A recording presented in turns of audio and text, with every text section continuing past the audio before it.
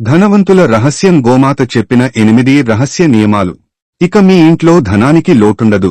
సర్వదేవమయీ హి గోః అంటే సమస్త దేవతలు గోమాతలోనే కొలువై ఉన్నారని మన వేదోక్తి. పురాణాల ప్రకారం గోమాత కేవలం ఒక ప్రాణి మాత్రమే కాదు, ఆమె సాక్షాత్తు ఐశ్వర్యప్రదాయిని అయిన మహాలక్ష్మి స్వరూపం. గోమాత పృష్ఠభోగరలో అంటే వెనుక భాగంలో మహాలక్ష్మి నివసిస్తుందని, అందుకే గోపూజ చేసిన వారికి దారిద్ర్యం తొలగే అప్లైశ్వర్యాలు సిద్ధిస్తాయని మన పెద్దలు చెబుతుంటారు. ఒకానొక సమయంలో దారిద్ర్యంతో అల్లాడిపోతూ తన కష్టాలను ఎవరికీ చెప్పుకోలేక కుమిలిపోతున్న ఒక పరమ భక్తుడికి గోమాత స్వయంగా కలలో ప్రత్యక్షమై ఒక అద్భుతమైన రహస్యాన్ని బోధించింది. నాయనా, ధనం అనేది కేవలం అదృష్టం వల్ల రాదు. అది నువ్వు చేసే పనులు, నీ ఇంట్లో ఉండే వాతావరణం మరియు నువ్వు ప్రకృతిని గౌరవించే విధానంపై ఆధారపడి ఉంటుంది అని చెబుతూ ఆ భక్తుడికి 8 నిగూఢమైన ఆర్థిక సూత్రాలను ఉపదేశించింది. ఈ సూత్రాలు కేవలం ధనం సంపాదించడానికే కాదు, వచ్చిన సంపదను ఇంట్లో స్థిరంగా నిలుపుకోవడానికి కూడా తోడ్పడతాయి. ఈ ఆధునిక కాలంలో కూడా అద్భుతంగా పనిచేసే ఆ 8 పరమ రహస్యాలు ఏమిటి? గోమాత బోధించిన ఆ జీవన వేదం మన దారిద్ర్యాన్ని ఎలా పారద్రోలుతుంది అనే అత్యంత ఆసక్తికరమైన విషయాలను ఇప్పుడు మనం ఈ వీడియోలో మునుపెన్నడూ వినని విధంగా అత్యంత వివరంగా తెలుసుకుందాం. పూర్వం ఒక గ్రామంలో శివయ్య అనే పరమ భక్తుడు ఉండేవాడు. అతను అడవికి వెళ్లి కట్టెలు కొట్టి వాటిని అమ్మి తన కుటుంబాన్ని పోషించుకునేవాడు. శివయ్యలో ఉన్న అతిపెద్ద గుణం ఏమిటంటే, తనకు ఎన్ని కష్టాలు ఉన్నా తన పెరట్లోని ఆవును మాత్రం కన్నబిడ్డలా చూసుకునేవాడు. తను ఆకలితో ఉన్నా సరే ఆ గోమాతకు మాత్రం గ్రాసం తక్కువ కాకుండా చూసేవాడు. కానీ కాలం అతనికి ఏమాత్రం సహకరించేది కాదు. ఒకరోజు అడవిలో విపరీతమైన వర్షం పడి కట్టెలన్నీ తడిసిపోయాయి. ఆ రోజు అతను ₹1 కూడా సంపాదించలేకపోయాడు. ఇంటికి వచ్చేసరికి పిల్లలు ఆకలితో ఏడుస్తున్నారు. భార్య కళ్లలో నిరాశ. శివయ్య మనసు ముక్కలైపోయింది. భగవంతుడా, నేను ఏ రోజూ అధర్మం చేయలేదు, ఎవరినీ మోసం చేయలేదు, మరి నాకీ పేదరికం అనే శిక్ష ఎందుకు అని కుమిలిపోయాడు. తన బాధను పంచుకోవడానికి ఎవరూ లేక పెరట్లోకి వెళ్లి ఆవు మెడను కౌగిలించుకుని బావురుమన్నాడు. అమ్మా, నీకు రేపు గ్రాసం కూడా కొనలేని స్థితిలో ఉన్నాను. నా కష్టాలు ఎప్పటికీ తీరవా? నా జీవితం దారిద్ర్యంలోనే ముగిసిపోవాలా అని కన్నీళ్లతో ఆ గోమాత పాదాలను తడిపాడు. ఆ కన్నీళ్లలోని ఆర్తి ఆ మూగజీవికి అర్థమైందో ఏమో, అది శివయ్య తలని తన నాలుకతో నిమురుతూ ఓదార్చింది. ఆ రాత్రి శివయ్య నిద్రపోతున్నప్పుడు ఒక అద్భుతమైన దృశ్యం కనిపించింది. ఒక దివ్యమైన వెలుగులో గోమాత ప్రత్యక్షమైంది. ఆ ఆవు శరీరం నుండి కోటి సూర్యుల కాంతి వెలువడుతోంది. ఆమె కళ్లలో అపారమైన కరుణ. శివయ్య భయంతో, భక్తితో సాష్టాంగ నమస్కారం చేశాడు. అప్పుడు ఆ గోమాత మధురమైన స్వరంతో ఇలా అంది, నాయనా, నీ కన్నీళ్లు నా హృదయాన్ని కదిలించాయి. నువ్వు పడుతున్న కష్టం అడవి పాలు కాకూడదని నేను వచ్చాను. గుర్తుంచుకో బిడ్డా, కేవలం శారీరక శ్రమ మాత్రమే నిన్ను ధనవంతుడిని చేయదు. ప్రకృతిలో కొన్ని శక్తులు ఉంటాయి. నువ్వు చేసే కొన్ని పనులు ఆ శక్తులను నీ వైపు తిప్పుకుంటాయి. మహాలక్ష్మి కేవలం ధనం కాదు, ఆమె ఒక పవిత్రత. ఆ పవిత్రత నీ ఇంట్లో ఎలా నెలకొనాలో, నీ దారిద్ర్యం ఎలా పారిపోవాలో నేను చెప్పే ఈ 8 రహస్యాలను జాగ్రత్తగా విను అని ఆ తల్లి తన బోధనను ప్రారంభించింది. నాయనా, మహాలక్ష్మిని ఆహ్వానించే క్రమంలో మొదటి మెట్టు నీ గడప దాటి బయట ఉంటుంది. ఏ ఇంట్లో అయితే సూర్యోదయానికి ముందే, అంటే బ్రహ్మ ముహూర్త కాలంలో నిద్రలేచి వాకిలి ఊర్చి శుభ్రం చేస్తారో ఆ ఇంటిపై లక్ష్మీదేవి దృష్టి పడుతుంది. అయితే కేవలం నీటితో చల్లడం కంటే గోమయంతో వాకిలిని అలకడం లేదా నీటిలో కొంచెం గోమయాన్ని కలిపి చల్లడం వెనుక ఒక పరమ రహస్యం ఉంది.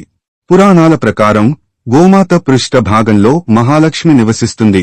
అందుకే గోమయం సాక్షాత్తు లక్ష్మీ స్వరూపం. నీవు గోమయంతో వాకిలిని శుద్ధి చేసినప్పుడు అక్కడ దారిద్ర్యానికి సంకేతమైన అలక్ష్మి నిలవలేదు. ఆ శుద్ధమైన నేలపై బియ్యపు పిండితో ముగ్గు వేయడం ద్వారా నువ్వు ఆకలితో ఉన్న క్రిమికీటకాలకు ఆహారాన్ని అందిస్తూ ప్రకృతిని గౌరవిస్తున్నావని అర్థం. ఏ గృహిణి అయితే సోమరితనం వదిలి భూమాతను ఇలా అందమైన ముగ్గులతో అలంకరిస్తుందో ఆ ఇంట్లో ధాన్యానికి ఎన్నటికీ కొరత ఉండదు. అలాగే నీ సంపాదనలో పవిత్రత రావాలన్నా, నీ ఇంట్లో ధాన్యలక్ష్మి నిలవాలన్నా నువ్వు పాటించాల్సిన రెండవ నియమం అగ్రగ్రాసం. ప్రతిరోజూ మీ ఇంట్లో వంట పూర్తయిన తర్వాత ఆ ఆహారంలో మొదటి భాగాన్ని అంటే మొదటి ముద్దను వేరుగా తీసి ఉంచాలి. దీనిని మానవ మాతృలెవరూ రుచి చూడకముందే భక్తితో నాకు అంటే గోమాతకు సమర్పించాలి. శాస్త్రాల ప్రకారం నా శరీరంలో సకల దేవతలతో పాటు మీ పితృదేవతలు కూడా కొలువై ఉంటారు. నువ్వు సమర్పించే ఆ మొదటి ముద్ద పితృదేవతలకు తృప్తినిచ్చి వారి ఆశీస్సులు నీ ఇంటిపై ఉండేలా చేస్తుంది. ఆవు నోటి ద్వారా ఆహారం వెళ్తున్నప్పుడు ఆమె కళ్లలో కలిగే తృప్తి నీ ఇంటిలోని వాస్తు దోషాలను, గ్రహ దోషాలను హరిస్తుంది. తమ కంటే ముందు గోమాతకు ఆహారాన్ని అందించే వారి ఇంట్లో ఎన్నటికీ కరువు కాటకాలు రావు. ఇక మూడవ రహస్యం ఏమిటంటే ధనం అనేది కేవలం బయట నుండి వచ్చేది కాదు. అది నీ ఇంటి లోపల ఉండే మాటల ప్రకంపనలపై ఆధారపడి ఉంటుంది. ఆవు ఎంత సాధు జంతువో మనిషి మాట కూడా అంతే మృదువుగా ఉండాలి. ఏ ఇంట్లో అయితే యజమాని మరియు గృహిణి ఒకరినొకరు గౌరవించుకుంటూ శాంతంగా మాట్లాడుకుంటారో ఆ ఇల్లు ఒక దివ్యమైన శక్తి క్షేత్రంగా మారుతుంది. ఎక్కడైతే నిరంతరం అరుపులు, కలహాలు ఉంటాయో అక్కడ లక్ష్మీదేవి సోదరి అయిన జ్యేష్ఠాదేవి ప్రవేశిస్తుంది. కఠినమైన మాటలు ఇంటి వాతావరణాన్ని విషపూరితం చేస్తాయి. దీనివల్ల సంపాదన ఉన్నా అది అనారోగ్యాలకో, కోర్టు కేసులకో ఖర్చయిపోతుంది. ముఖ్యంగా సాయంత్రం వేళల్లో గొడవలు పడటం వల్ల లక్ష్మీ కటాక్షం పూర్తిగా నశిస్తుంది. మాటలో వినయం, మనసులో ప్రశాంతత ఉన్న చోట లక్ష్మీదేవి స్థిర నివాసం ఉంటుంది. అలాగే నాలుగవ రహస్యం, కాలం అనేది సాక్షాత్తు ఈశ్వర స్వరూపం. సూర్యోదయానికి ముందు ఉండే సమయాన్ని బ్రహ్మ ముహూర్తం అంటారు. ఈ సమయంలో ప్రకృతిలో సత్వగుణం నిండి ఉంటుంది. దేవతలు, సిద్ధులు ఈ సమయంలో భూమిపై సంచరిస్తూ మేల్కొన్న వారికి తమ ఆశీస్సులను అందజేస్తారు. పురాణాల ప్రకారం సూర్యుడు ఉదయించిన తర్వాత కూడా నిద్రపోయే వారి ఇంట్లో దారిద్ర్య దేవత నివాసం ఉంటుంది. ఏ ఇంట్లో అయితే సూర్యోదయానికి ముందే దీపం వెలుగుతుందో అక్కడ లక్ష్మీదేవి ప్రసన్నమవుతుంది. గోమాతగా నేను కూడా సూర్యోదయానికి ముందే మేల్కొని ఆ పవిత్ర శక్తిని గ్రహిస్తాను. నువ్వు కూడా అదే సమయానికి మేల్కొని నీ పనులు ప్రారంభించడం వల్ల నీ మేధస్సు పెరుగుతుంది, చేసే పనిలో స్పష్టత వస్తుంది. ఎవరైతే సూర్యుడి కంటే ముందే మేల్కొంటారో వారి జీవితంలో కష్టాలనే చీకటి తొలగిపోయి ఐశ్వర్యం అనే వెలుగు ప్రసరిస్తుంది. ఐదవ రహస్యం, చాలామంది డబ్బు సంపాదించడమే గొప్ప అనుకుంటారు, కానీ దాన్ని ఎలా ఖర్చు చేస్తున్నారనే దానిపైనే లక్ష్మీదేవి నీ ఇంట్లో ఉంటుందో లేదో నిర్ణయించబడుతుంది. అవసరం లేని వస్తువుల కోసం, ఆడంబరాల కోసం డబ్బు ఖర్చు చేయడం అంటే సాక్షాత్తు మహాలక్ష్మిని అవమానించడమే. ధనం అనేది కేవలం భోగ విలాసాల కోసం కాదు, అది ధర్మాన్ని రక్షించడానికి మరియు ఆపదలో ఆదుకోవడానికి భగవంతుడు ఇచ్చిన ఒక బాధ్యత. గోమాతగా నేను నీకు ఇచ్చే అమృతమైన పాలను నువ్వు ఎలాగైతే జాగ్రత్తగా వాడుకుంటావో నీ సంపాదనను కూడా అలాగే పొదుపుగా వాడాలి. ఆదాయంలో కొంత భాగాన్ని భవిష్యత్తు అవసరాల కోసం దాచుకోవడమే అసలైన ఆర్థిక సూత్రం.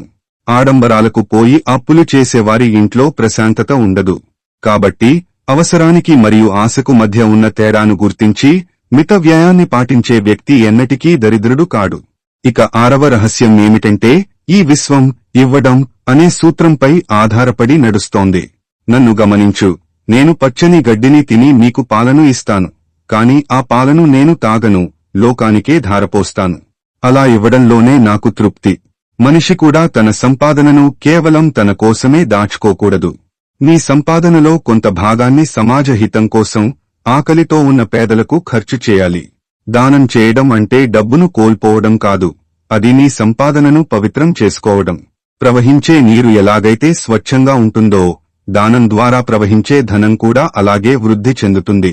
అయితే నువ్వు ఇచ్చే దానం వెనుక అహంకారం ఉండకూడదు.